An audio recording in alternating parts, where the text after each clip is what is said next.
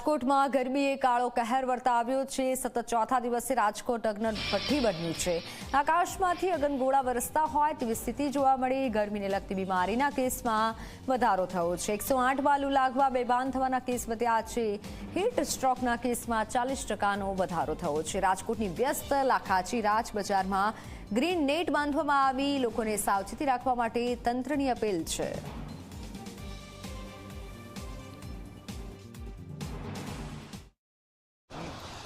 રાજકોટમાં સતત ચોથા દિવસે પણ તાપમાનનો પારો છે તે 42 ડિગ્રીને પાર છે તે પહોંચ્યું છે। ને રાજકોટના લાખાજી રાજ રોડ ઉપર અત્યારે અમે ઊભા છીએ કે ત્યાં આપ દ્રશ્યોની અંદર જોઈ શકો છો કે 42-43 ડિગ્રી આસપાસ તાપમાનને કારણે જે ગ્રાહકો આવતા હોય છે ત્યારે વેપારીઓ દ્વારા અહીં ગ્રીન નેટ છે તે બાંધવામાં આવી છે ને લૂ ન લાગે તેની ખાસ તકેદારી છે તે રાખવામાં આવી રહી છે। એટલું જ નહીં, સાથે સાથે રાજકોટ શહેર અને જિલ્લાની અંદર જે રીતના તાપમાનનો પારો સતત વધી રહ્યો છે ને તેને કારણે ખાસ કરીને 108ની અંદર લૂ લાગવા અને હીટસ્ટ્રોકના બનાવો છે તેની અંદર 20-30%નો વધારો છે તે નોંધાયો છે। મારી સાથે રાજકોટના ડોક્ટર યતિન વેદ સાહેબ છે, તેમની સાથે વાત કરીશું। સર, ખાસ કરીને લૂ લાગવાના કેસ સતત વધતા હોય છે, 108માં પણ કેસ વધી રહ્યા છે। તમારી દ્રષ્ટિએ કઈ રીતના આનો બચાવ થવો જોઈએ અને ખાસ કરીને ગરમીમાંથી રાહત માટે લોકોએ શું કરવું જોઈએ? અત્યારે જે રીતે ગરમી વધે છે એ ગરમી જોતા એપ્રિલ મહિનામાં જ અત્યારે 43-44, ગઈકાલે 45 ડિગ્રી હતી, જે અત્યાર સુધીનો 133 વર્ષનો રેકોર્ડ છે એવું આજના પેપરમાં છે। ત્યારે આ ગરમી વધતી જાય અને રસ્તા ઉપર અત્યારે લોકોને ખરીદીમાં પણ મુશ્કેલી પડે। ગ્રીન નેટ આ લોકોએ બાંધી છે, જે બહુ હકારાત્મક પગલું છે કે ગ્રાહકોને મુશ્કેલી ન પડે, પણ એના માટે કોર્પોરેશન અથવા ગવર્મેન્ટ પણ વ્યવસ્થા કરવી જોઈએ કે ગ્રીનફિલ્ડ પ્રોજેક્ટ આખો જે કહીએ એ માટેની તકેદારી રાખવી જોઈએ।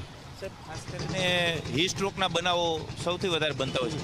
આપની દ્રષ્ટિએ 108માં જે કેસ વધ્યા છે એને કઈ રીતના જુઓ? 108ના કેસ વધ્યા છે એમાં હીટસ્ટ્રોકમાં બચવા માટે એક તો લીંબુ પાણી, છાશ, લિક્વિડાઇઝ કાંઈ પણ વધારે લેવું જોઈએ, કારણ કે ઇલેક્ટ્રોલાઇઝિસ ઇમ્બેલેન્સ બોડીમાં થાય એટલે બપોરના તડકામાં બહાર ન નીકળવું એ પણ અગત્યનું છે। અને ડિહાઇડ્રેટ બોડી ન થાય એના માટે સતત પ્રવાહી લીધા કરવું પડે। ખાસ કરીને બપોરના સમયે લોકો બહાર નીકળતા હોય છે કે જે કામ ધંધાથી નોકરી ધંધાથી જે કામથી નીકળે છે એને સાહેબ શું સલાહ આપશો? અને 108માં જે રીતના કેસ વધ્યા છે, બેભાન થઈ જવાના કેસ છે, હીટસ્ટ્રોકના કેસ છે, લૂ લાગવાના કેસ છે, સાહેબ આ જે કેસની અંદર તમારી દ્રષ્ટિએ કેટલા ટકા વધારો થયો છે અને ખાસ કરીને લોકોએ શું સાવચેત રાખવું? લોકોએ સાવચેતી રાખવામાં મેં આપને પહેલાં કીધું એમ કે પાણીનું પ્રમાણ વધારે લેવું જોઈએ। અને હું તો ત્યાં સુધી કહું છું કે વાહન ઉપર એટલે સ્કૂટર ઉપર નીકળે એ લોકોએ હેલ્મેટ કાયદાની દ્રષ્ટિએ નહીં પણ આરોગ્યની દ્રષ્ટિએ પહેરવી જોઈએ, જેથી માથામાં ઠંડક લાગે।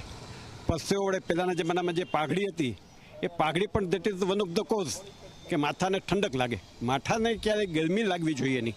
એટલે પાણીનું પ્રમાણ વધારે પીવાનું, કોલ્ડ ડ્રિંક્સને એવા સોફ્ટ ડ્રિંક્સને એવું નહીં પણ સાદું પાણી, લીંબુ પાણી, છાશ, નાળિયેર પાણી, એ પાણીનું વધારો, ORS, એ બધાથી સારું। તમારી દ્રષ્ટિએ અત્યારે ઉનાળામાં કેસની અંદર વધારો થતો હોય છે, કેટલા ટકા થતો હોય છે?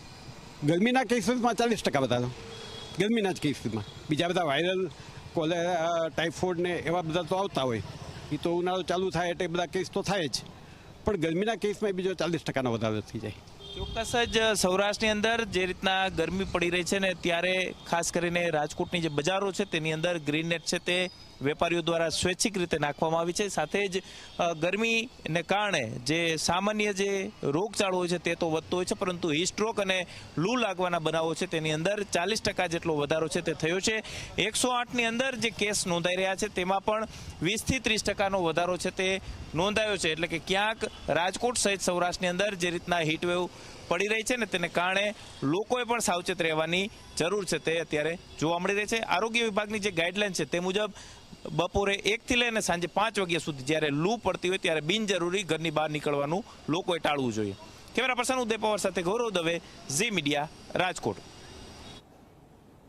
રાજકોટમાં સતત હીટવેવને કારણે લોકો લૂનો શિકાર છે તે બની રહ્યા છે. રાજકોટની 108ની અંદર 20 થી 30% જેટલા કેસની અંદર વધારો છે તે નોંધાયો છે અને રાજકોટ સિવિલ હોસ્પિટલની અંદર આ દર્દીઓને 108 મારફતે લાવવામાં આવતા હોય છે. જે રીતના આપ દ્રશ્યોની અંદર જોઈ શકો છો કે 108 છે કે તેમના દ્વારા દર્દીઓને અત્યારે સિવિલ હોસ્પિટલ ખાતે લઈ આવવામાં આવી રહ્યા છે. બપોરનો સમય છે અને બપોરના સમયે તાપમાન છે તે 40 ડિગ્રી કરતાં વધુ છે તે નોંધાતું હોય છે. મારા કેમેરા પર્સનને કહીશ કે આ બતાવવાનો પ્રયાસ કરે કે જે તાપમાન છે તે અત્યારે 41 ડિગ્રી આસપાસ અત્યારે મોબાઈલની અંદર બતાવી રહ્યું છે. એટલે કે સતત હીટવેવ છે તે પડી રહી છે ને તેની અસર હવે લોકોના જનજીવન પર પણ જોવા મળી રહી છે. સતત જે રીતના રાજકોટના અલગ અલગ આરોગ્ય કેન્દ્ર હોય કે પછી ખાનગી દવાખાનાઓ તેની અંદર લૂ લાગવાના, હિસ્ટ્રોકના અને બેભાન થઈ જવાના જે કેસ છે તેની અંદર 40% જેટલો વધારો છે તે નોંધાયો છે ને સતત હીટવેવને કારણે લોકોના જનજીવન પર અસર છે તે પડી રહી છે. 108ની અંદર પણ 20 થી 30% જેટલો કેસની અંદર વધારો છે તે નોંધાયો છે. કેમેરા પર્સન ઉદય પવાર સાથે ગૌરવ દવે, ઝી મીડિયા, રાજકોટ. તો